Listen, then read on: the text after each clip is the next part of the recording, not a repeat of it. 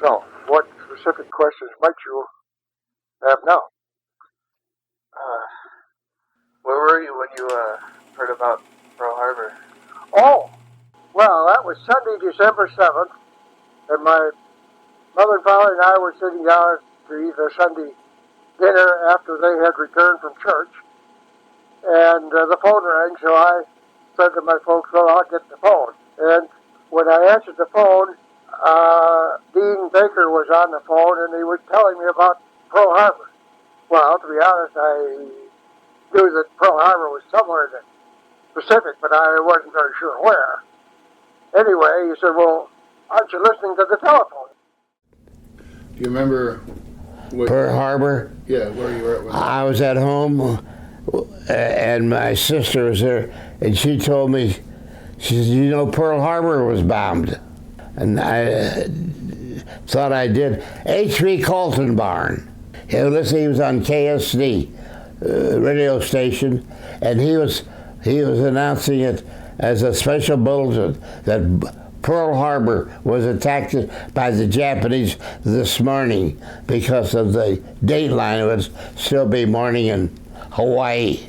So I had exposure to that in 1941. In November of 1942, I joined the Army. I was by my brother in Mayville, by Norbert Corman. I was eating supper when across the radio, and it said, we have just been attacked by the Japanese, and something like that they said, and that was it. Then the 26th I left. I guess it was the 26th of April.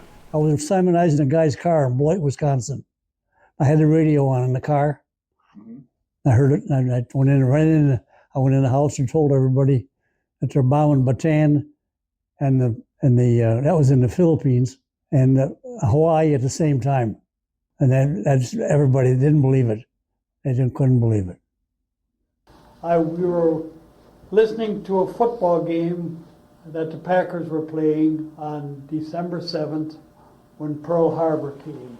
And I remember listening to the radio when they announced that Pearl Harbor was attacked. I was drafted, and I was called upon to go down to Milwaukee for a physical, and I passed because I could breathe. And therefore I knew in April that when I graduated from high school, I would be going into the Army. Yeah, exactly. That I can remember right to the minute. That was a Sunday, so there were three of us, myself and a friend of mine, Junior Schultz, and my cousin Delbert Peterson. That was my dad's brother's son.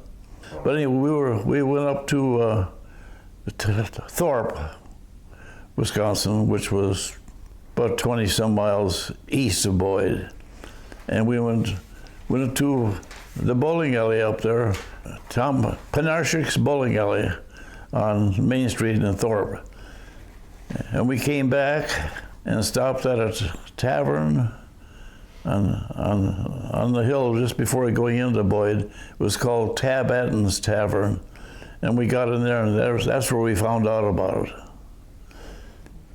Because anyway, we just got home from that maneuver, and we were supposed to be on guard duty because they were having strikes around Fort Sheridan in Illinois, and they wanted the Army to go and help settle these strikes, so there was no big rowdy stuff going on.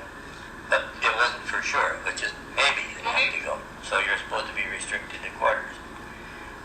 Well, it comes Saturday, and I said, I'm going home. A buddy of mine lived in De Pere, and I called him. He belonged to headquarters section. They didn't go on this maneuver. And he went home every weekend because, the headquarters had nothing to do. So, you going home? Yeah, he's going home. And I said, how about a ride? Sure, come on. So he gave me a ride home. I was sitting listening to the football game, Packers football game on Sunday, and they announced Pearl Harbor. So I called him up and I said, when you leaving? And he's about 5 minutes. took me to De Pere, and I got in the car, and when I left, I remember I said to Connie, well, might be a while before I see you. We had the radio on at supper time, and we heard that, and then we had to go milk, and all the while we were milking, I said, oh boy, I don't know what that is, war. I was, 14 then, I think, or 16, I don't know, somewhere in there. The next day we heard the president say this, said that we were in war we are in war now. But I didn't worry about it for a couple of years because I think I was only 16 then. But right after I got to 18, I was drafted, and so then I went. I was drafted, so I was in the World War II. I said, no, we have it always off on Sunday dinner time, so it's family time. And I went back to the table and said to my folks, well, I feel different about being inducted into the Army now. And of course they said, well, why? Because I had really been, like our major senator, an isolationist in my thinking. I didn't feel that the U.S. should be involved in foreign conflicts. Anyway, the reason I gave my folks was, well, now my country has been attacked by a foreign country, and it's my responsibility to do what I can to end the conflict. So I went into the service with that attitude in mind, that I would like the war to be over as soon as I possibly could, but when my country needed me, it was okay to call me up, and I think that was the overwhelming attitude of most of the men in the service.